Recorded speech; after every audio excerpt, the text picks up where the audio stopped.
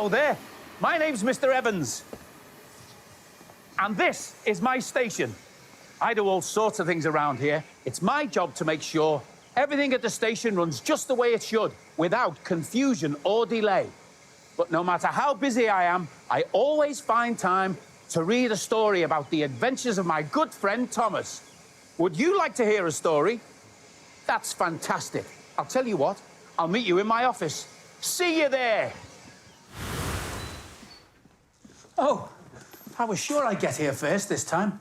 I went to get my picnic basket. Maybe that slowed me down. I've made myself a picnic because this afternoon I'm going on a trip. I'm visiting another railway, one I've never been to before.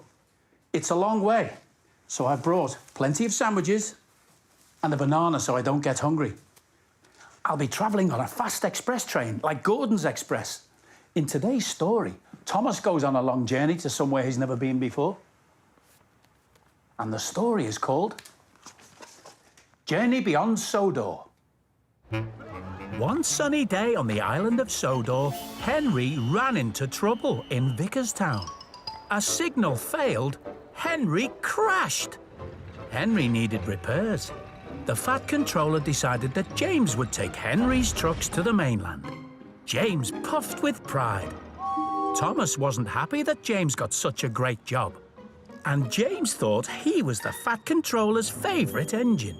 Then an idea flew into Thomas's funnel.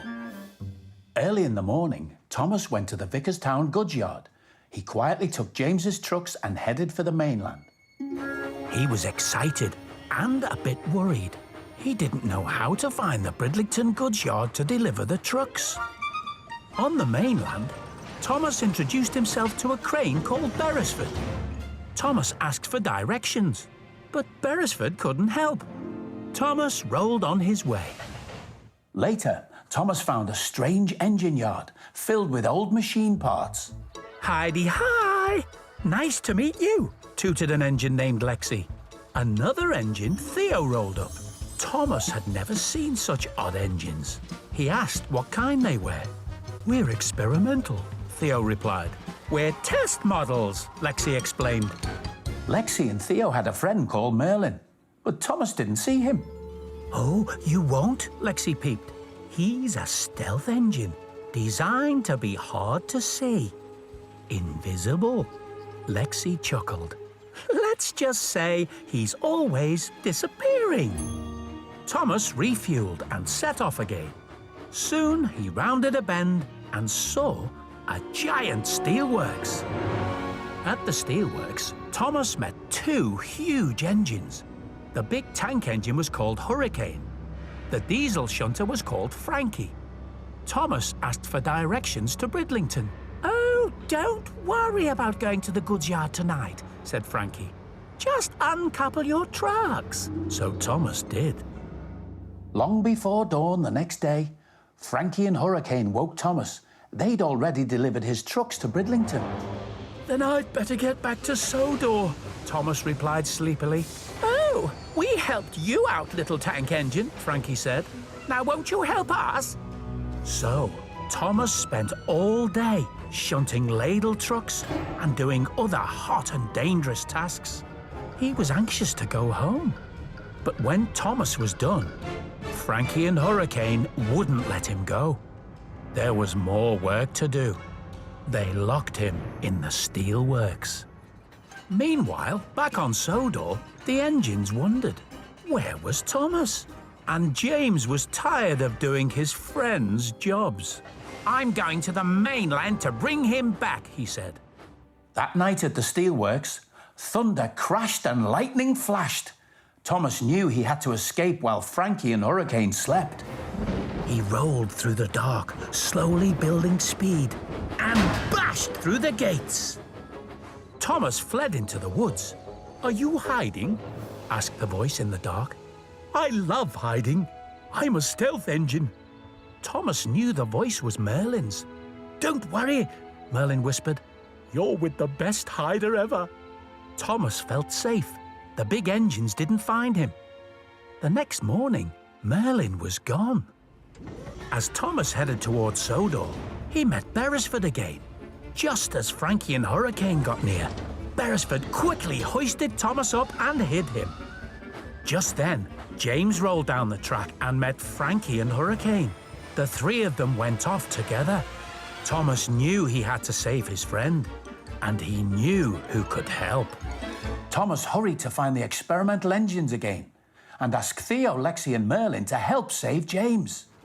"We can't do anything," Theo said. "We can try," Merlin replied. "This is so exciting," Lexi tooted. Theo and Lexi pretended there was an accident. Frankie and Hurricane went to see what had happened. Thomas and Merlin snuck into the steelworks. "James," Thomas peeped, "we have to go." "Oh, I'm ready," James puffed.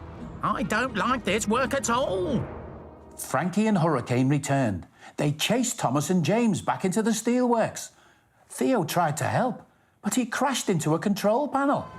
A giant magnet swung out and stuck to Thomas. It lifted him and carried him toward a glowing furnace. Theo hit the release button. Thomas crashed down and knocked over a vat of molten steel. A fiery puddle spread toward him, but Hurricane shoved him out of the way. Thomas was safe, but Hurricane's wheels had touched the boiling hot puddle. "Help!" he steamed. "My front wheels are melting!" Merlin pulled Hurricane to safety, but his front wheels would need major repair. Without Hurricane, Frankie was lost. "I can't do it all by myself," she said. "Nobody wants to work here." But Thomas knew some engines that might. The experimental engines had said they'd work at the steelworks. They'd be happy to be helpful and useful. Back on Sodor, their friends were happy to see them again. Thomas apologized for taking James's trucks. "I know I'm not the Fat Controller's favorite engine," James peeped. "If anyone is, it's you, Thomas." "Silly James," Thomas said, chuckling. "There's a sight for sore eyes," the Fat Controller said. He was happy to have all of his favorite engines home again. Well, Thomas certainly had an eventful journey. And that gives me an idea. Let's make a tunnel for your Thomas track. Then you can go on an adventure of your own. Are you ready? Let's get started. We're going to make this colourful mountain tunnel. To make it, you'll need some card, some sparkly white paper, some patterned green papers, some sticky labels, a ruler, a pencil, a glue stick, some scissors, and a hot glue gun. First, draw a triangle shape for your mountain. Get an adult to help you cut out the triangle. Then, draw a tunnel shape, big enough for your engine to go through. Now use this shape as a template to make the other side of your mountain, like this.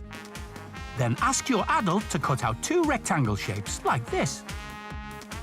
These will be the sides of the mountain. Now draw your mountain shapes onto the coloured paper. Use a different colour and texture for the sides. Stick the paper to your card shapes with the glue stick. Then get your adult to carefully glue all the pieces together with hot glue. Add some snow to the top of your mountain with the glittery white paper. Draw around the mountain and cut out the pieces. I'm cutting out some wavy shapes to look like the edge of the snow.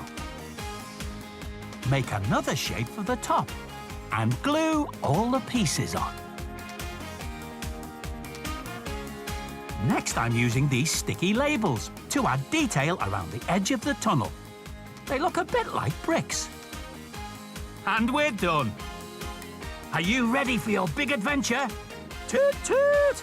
See you next time.